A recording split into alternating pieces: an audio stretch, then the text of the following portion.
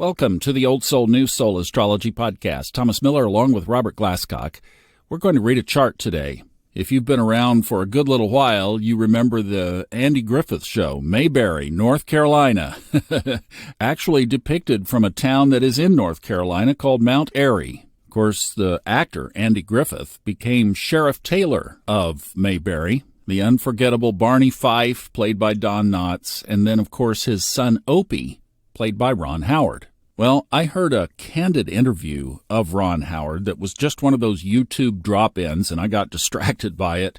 And it was very interesting listening to him reflect on his career. But there were several things that jumped out that I thought were significant that we can see in his chart. Everything from the young childhood success to the accumulated assets with Jupiter in the second house. He's said to be worth over $200 million. How he pivoted from acting to go into directing, and that was actually his longevity in the business, all the way to a placement that has become somewhat iconic around here, and that is Saturn in the seventh house. And we will put a link to his chart in the show notes so you can view it or download it. But Robert, from the You Can't Make This Up department, you have in the 11th house the Sun, Mercury, and Venus in Pisces, along with the part of fortune. Now, tell me this guy was not an early success and then destined for success to the public in the film business. You know, Thomas, you look at this and you see such classic indications of this kind of success, starting with one principle that I love to use, namely that the degrees of the planets at birth will tell you the age, the chronological age where that planet is initiated into the life. Look at his Mars, which rules his life. It rules his Aries ascendant. Mars is at 10 degrees Sagittarius in his 8th house. It squares his Pisces planets, the Sun at 10, Mercury at 10 in Pisces of entertainment and show business, but at 10 years old is when he initiated his career. His Mars, his Sun, his Mercury archetypes are all activated at age 10. And he's got that incredible stellium in the 11th house, which is your future, your collective future. Unlike the personal future, which has a lot to do with love and romance in the 5th, this 11th house, and the old books call it hopes, dreams, and ambitions. Well, that's where his life force is located at the time of birth. And his life force, his Sun in Pisces, which is multifaceted, multi-talented. Pisces people often have a difficulty in figuring out what do they want to do most because they have such a multiplicity of interests and talents, and so does he. His Sun is exactly conjunct Mercury of communications.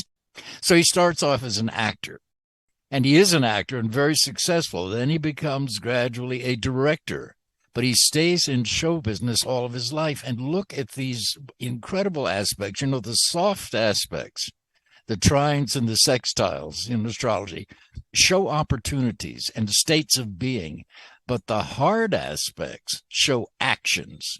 Everybody gives the squares and the oppositions and the inconjuncts a sort of negative spin, but they're not. They show tension, they show conflict, but they are motivating. The conflicts motivate you to try to resolve whatever the conflicts are, and that's what motivates people to be successful, to take actions, to be dynamic. And he's born with Aries rising, the sign of the self, of independence, of what often is called brilliance.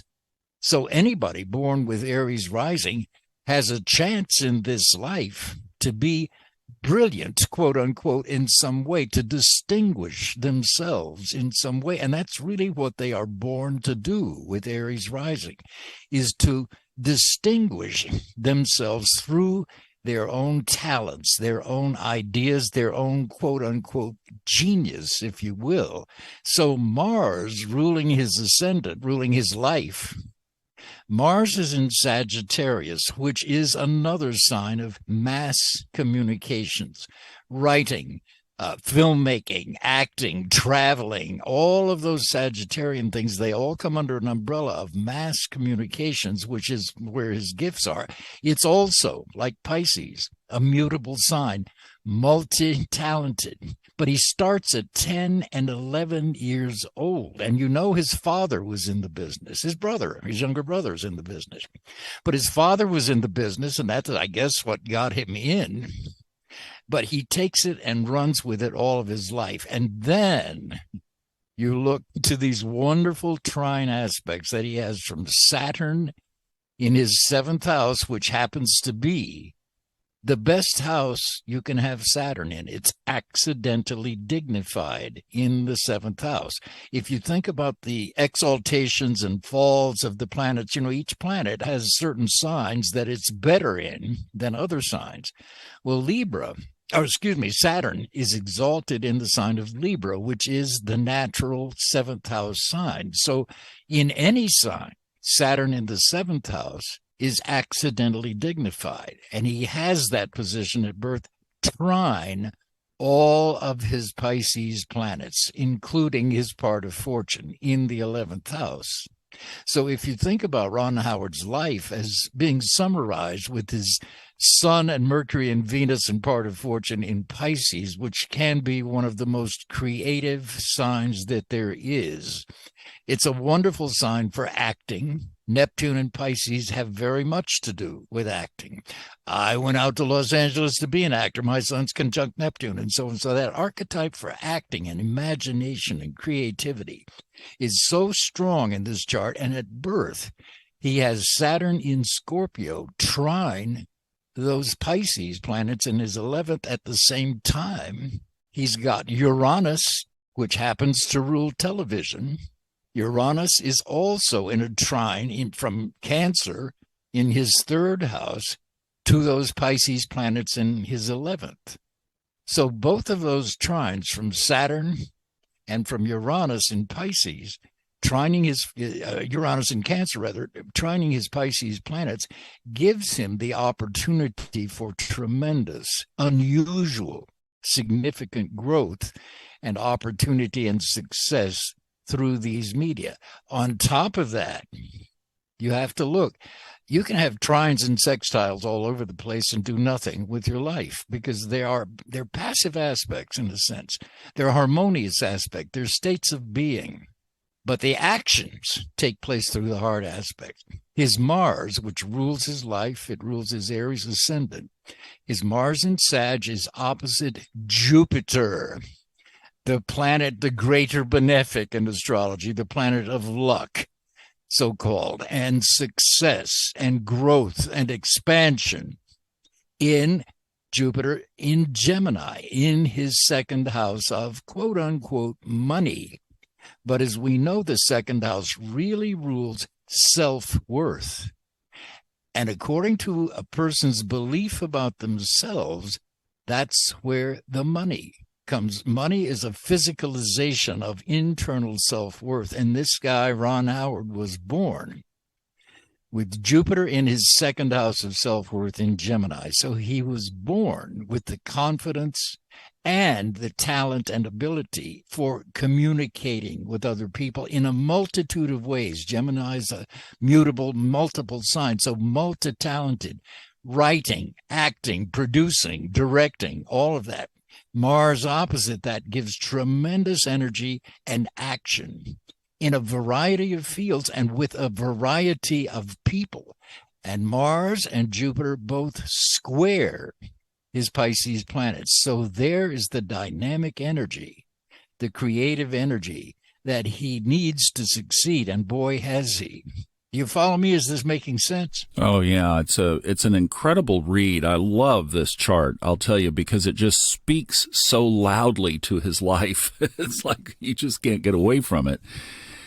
Here are a couple of things that I pulled from notes of this video that were really interesting. Okay, now you were talking about Jupiter down there in the 2nd house, self-worth. You know, they interviewed his wife and his business partner, Brian Grazer. They formed a company together to produce movies. And they both said they didn't think that Ron fully understands his influence and power.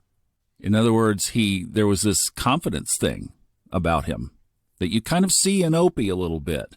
But I just thought it was interesting that the two people who knew him the best would say that he had this, I guess, insecure kind of characteristic. Absolutely. And this is a part and parcel of being a Pisces. It's a double sign, just like Sag and Gemini, and to an extent Virgo. Virgo's not a double sign. But nonetheless, Pisces is, and as creative and imaginative and frankly, as successful as Pisces can be, because remember in the old days before we discovered Neptune, Jupiter ruled Pisces. But it's a double sign, two fish tethered together, swimming in opposite directions. And there is a side of Pisces, an extremely sensitive, emotional side. Well, if you're born a male in a culture that puts down the characteristics of being sensitive and vulnerable, then you tend to repress those things. But Pisces is always partially self-doubting because it lives in two worlds at once. It lives in the physical world, the material world, but it is constantly also living in this non-physical, spiritual, creative, imaginative world. And that's a world where anything can happen. And it's constantly fluid, so that Pisces people, no matter how successful they are, tend to have a side of them that feels like, when am I going to get found out? But it's that inner, no matter how successful and talented they are, there's a side of them that feels like that they're, phony isn't the word. It's hard for me to believe that somebody like Ron Howard, with all that he's accomplished, feels in the least bit insecure, and yet he does. With the Mars is an immutable sign, Jupiter opposite that is an immutable sign. They're both square, those Pisces planets. So I can believe when people say that he's got this inner sense of insecurity. And frankly, that's one of the qualities that drives him to prove otherwise. It's very difficult to have a father who is an actor. It's a very insecure, unstable kind of career. But he did. And then to follow in your father's footsteps already sets you up to compete with your father, even though you're not maybe consciously competing with him. Society, in your own eyes, will think, are you as good as your dad? Well, in fact, he was more successful than his father or his brother. But a side of him, that sensitive Pisces side, is not interested in that kind of competition, even though he is competitive. The Pisces side of him doesn't want to appear to be, because he's very sensitive to other people. He's wonderful with actors. He's sensitive to other people's insecurities and vulnerabilities, and all actors have it. They're ruled by Neptune and Pisces. So somewhere in their chart, you've got it. So he's very sensitive to what it is to be in show business and to be an actor. And this is, I think, what makes him such a powerful director. He knows how to handle actors. He's sensitive to them, but he's also sensitive to that side of himself that understands it could all fall apart in a minute. Well, it hasn't. He's been tremendously successful. He's financially very successful, so it's not going to fall apart. But there is that side of him from when he was a child, 10 years old. I'm going to go into a really unstable career here. I never know. Most actors don't succeed. You have to know that going in. So that part of him stays with him partly all of his life, that inner child, which for anybody who's creative is important to keep that inner child alive. So I can see where that take on Ron Howard comes from, because I believe it's true.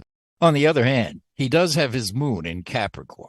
And the moon in Capricorn in a man's chart tends to want to marry, and he will seek out a strong woman, because men tend to project their moon sign out and are drawn to a woman who will embody their moon sign. And he's got the moon in Capricorn. So his marriage turns out it's ruled by Saturn, the moon, and Saturn's in his seventh house of marriage. And Saturn trines his Pisces planet, so it's a terrific marriage. But he wants a strong wife and a strong woman, and she is the thing that grounds him. There was another quote from the video that I thought was telling with that Saturn in the seventh house in Scorpio. This was a quote from his daughter. She said, Ron Howard, I wrote it down actually as she said it. Ron Howard has 2 marriages, one to Brian Grazer and the other to Cheryl Howard. It's true. It's true. Well, he has Saturn in his 7th house, and business partnerships often with charts like this are better than a marriage partnership. Now, it can be both, as it is in Ron Howard's case. But often Saturn in the 7th house, his Saturn is not, how you say, afflicted. Mine is, yours is. So marriage, it can be with Saturn in the 7th house, an area of great challenge and difficulty. On the other hand, if that same Saturn in the 7th has trines, business partnerships such as what you and I have, business collaborations, can work out very well. But in his chart, he's got the moon in Capricorn, which is ruled by Saturn. Saturn is in Scorpio, a sign that harmonizes with the moon in Capricorn. Saturn's in water, the moon's in earth. So his Saturn and moon harmonize with each other. So he's got a terrific marriage, really. And his wife, again, with the moon in Capricorn, behind the scenes, she's the one that gives him a sense of structure and organization and confidence, and she's got his back like nobody else in his life except Brian. You know, there was one other piece here that I thought was of note, and I really respect this guy for this. You know that after Mayberry, he went on to be Richie Cunningham in Happy Days. Happy Days had been in production, I forget, 6 or 8 years. And they were at the top. They were dominating. I forget what night they ran. Thursday night, I believe, on ABC. Is that right? And they were dominating the ratings. And it came time for his contract to renew. He wanted to go into directing. Ron Howard knew from the early days that he wanted to be a director. ABC would not guarantee him directing after this next year of Happy Days. They just wanted him to be Richie Cunningham, and they said no guarantees. He just asked, he said, I'll do the next year, just give me directing after the year, after we're finished production. They said they wouldn't guarantee it. Do you know that he left Happy Days on top with a huge contract on the table? And he said that he and Cheryl had just recently married, and you talk about her standing up for him. They had just recently married. Now, certainly he had some coin in his pocket, but not like what he would in the future or what he would have had they stayed with Happy Days for another year or two. But he walked that contract, and he went to her and said, what do you think? And she said, I think you can be a director. And that's what, of course, how he really made his career. And there's that wonderful moon in Capricorn. It's not considered a great sign for the moon. And this is the thing about astrology. Every archetype in astrology has a positive side and a negative side to it. Every one of them do. And if you're living consciously and you understand the archetypes in your chart, then you can very consciously live out the positive side of the archetype instead of living unconsciously and live out the negative side. So he chose a terrific wife who in many ways is probably more mature than Ron was. Actors are not necessarily mature people. I think he probably always has been because he's got that trine from Saturn to those Pisces planets. And yet with the mutable T-square he has from Mars and Jupiter to those Pisces planet, the mutable signs, and I don't mean immature in a negative way, because you have to be childlike to be an actor, no matter how old you are. Robert De Niro has a childlike side to him. Anybody does if you're acting, because you've got to keep that inner child alive. But in some ways back in those days, I think she probably brought an inner sense of maturity and confidence that she could see that he could be a very successful director and producer. And of course he was. And so did Brian. So he had 2 real allies there all of his life, and they're still with him. Yeah, I just think this was a cool chart of a life well lived, an unexpected interview that was very candid. You see his humility, and then you put the chart up and you go, oh my gosh, this was great. So thank you for cluing us in on that. Great reading, and you can see why Robert is so good at what he does, and you know he can do that for you too. If you'd like to book a reading with him, you just check out our show notes. There's a direct link there. And also Kristen's moon calendar. We've been focusing on this over on Fun Astrology, but Kristen's moon calendar is available for free download if you go to funastrology.com/moon. You can see it anytime, and you can download it for free. Thank you guys so much for listening. We'll see you next time. Oh, and by the way, Robert, I think you have queued up for next time, or at least down the road, maybe not the next episode, but in the next batch. We're going to do the same thing for Matthew Perry's chart, I understand. Well, we can sure take a look at it, Thomas. It's fascinating and a bit sad, of course, that he's died as young as he did, but it is a fascinating chart, and we can learn a bit about astrology from his life and what recently happened. All right. Well, we look forward to that, and thank you for those preparations as well, and we'll see you next time on the Old Soul, New Soul Astrology Podcast with Robert Glasscock.